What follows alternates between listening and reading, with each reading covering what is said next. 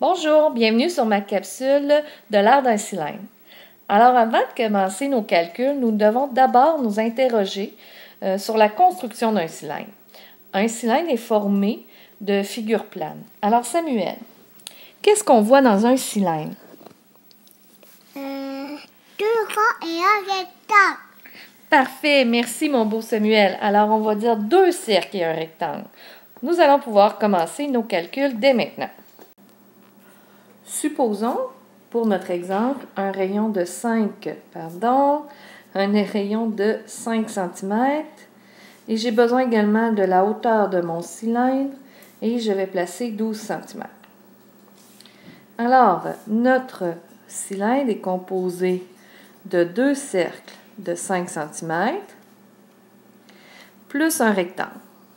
Alors, ma hauteur, je vais venir l'indiquer ici à droite ou à gauche, c'est selon votre choix. Ici, je dois visualiser la base de mon rectangle. La base de mon rectangle, comment la trouver? Imaginez-vous que mon rectangle est plié, qu'on le retrouve arrondi. Alors, ça correspond à la circonférence de mon cercle. Alors, pour trouver ma base, je devrais calculer C égale 2 fois pi fois R, ou, selon votre choix, vous pouvez prendre aussi C égale à D fois pi, D étant le diamètre. Quand on fait un problème comme ça de mathématiques, puis on décompose nos formes, c'est important d'avoir une structure au niveau de notre démarche. Alors, je vais écrire des titres, je vais calculer l'aire des bases, toujours inscrire notre formule. Donc, l'aire pour un cercle, c'est pi fois rayon carré. Ici, pi fois 5 au carré, ce qui me donne un aire d'environ 78,54 cm². Toujours arrondir au centième près.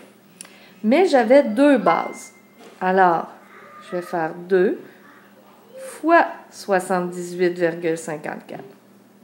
Ce qui me donne 157,08 cm², données que je dois conserver. Maintenant, il faut calculer l'aire latérale. Alors, pour l'aire latérale,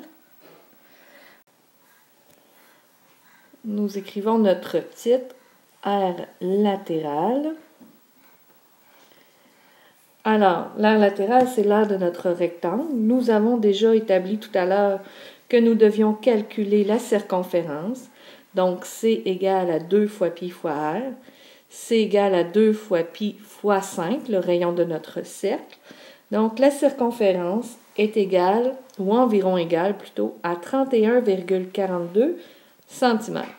Maintenant, nous avons tout ce qu'il faut pour trouver l'aire de notre rectangle avec la formule A égale base fois hauteur. Ma base, c'est la circonférence. Alors, 31,42 fois la hauteur que j'avais établie dès le début de mon problème à 12 cm. Alors, l'aire est égale à 377,04 cm², données que je vais réutiliser. Alors maintenant, j'ai besoin de me faire un petit peu d'espace et je vais trouver l'aire totale. Alors, l'aire totale, c'est tout d'abord l'aire de mon rectangle avec 377,04 cm², plus l'aire de mes deux bases, qui étaient mes cercles, à 157,08 cm². Je me retrouve donc avec l'aire totale de 534,12 cm². Et c'est ma réponse finale. Alors, qu'est-ce qui est important quand je calcule l'aire d'un cylindre? C'est de le décomposer et ensuite d'inscrire des titres. L'aire des bases, l'aire latérale et l'aire totale. N'oubliez pas aussi que vos unités sont toujours au carré. Alors, je vous souhaite des beaux problèmes de mathématiques bien faits et bien structurés. Et je vous souhaite une belle journée. J'en profite pour remercier mon jeune stagiaire, mon fils Samuel, 4 ans. Merci Samuel. Bonne journée tout le monde. Salut.